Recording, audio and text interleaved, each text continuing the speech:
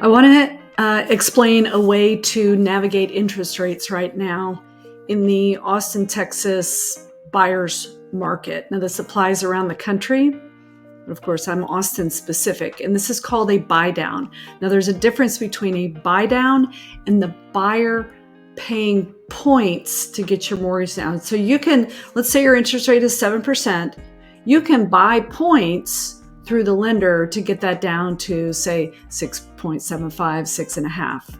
There's a thing called a buy down, or a longer definition is a seller paid buy down, because with a buy down versus points, it's required that the seller pays for it. So I want to explain how this can actually save you a lot of money. So what you're seeing on the screen, and I just grabbed you can find these buy down calculators online. This one happens to be on Prime Lending. They have good calculators.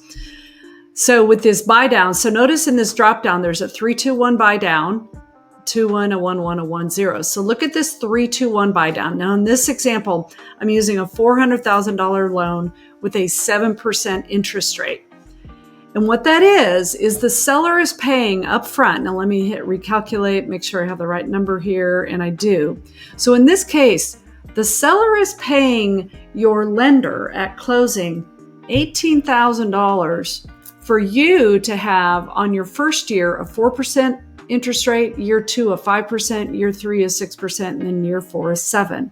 What happens in a lot of these cases is the rate has been bought down, if you will, and then you're looking for the opportunity to refinance before you get back up to that highest rate.